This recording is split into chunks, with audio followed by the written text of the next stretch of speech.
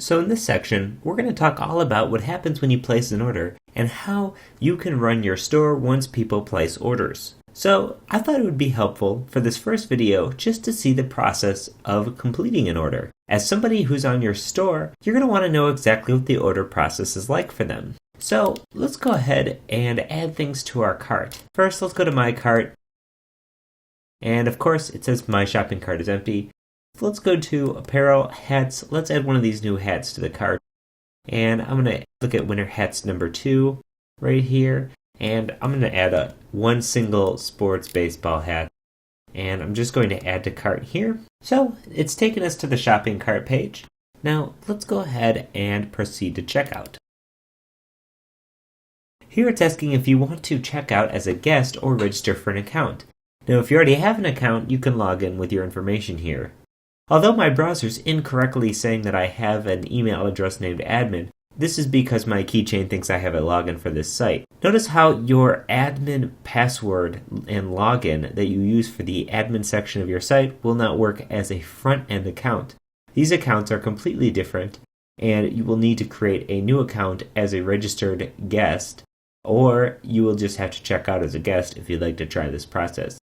I'm going to click register just because I want to have an account here when I need to test things. So let's go to continue, and I'm going to fill in my information. I'll cut back to this video once everything's filled out. Okay, I filled in this information. Notice how I can ship to a different address or ship to this address. I'm going to click ship to this address and we'll click continue. And now we see our shipping methods. I'm going to select in-store pickup because I'm going to pick this up in-store. Click continue. And let's do checker money order. I'm selecting this one because this allows the order to go through without me actually having to put my payment information in anywhere. That's good for just testing things, because you really don't want to have to test something with your real credit card information and have it charge you or something. So let's click continue. And now you'll notice here's our order review.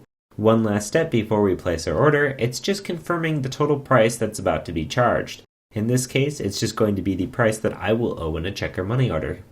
So when I place order, it's going to process for a second, submitting order information, and it's going to take me to this screen, saying my order has been received and my order number is 100002. Okay, and so the more orders you have, the more this order number will go up. I can click here to print a copy of my order confirmation.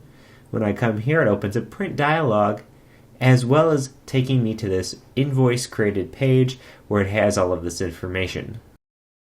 Great. Well, let's click continue shopping and it's going to kick me out to the home page. Now we've now just placed an order as a customer would on your site, and you can see the experience as it is. We also now have an order to work with in the back end. So in the next video, we're going to go over what actually happens when an order is placed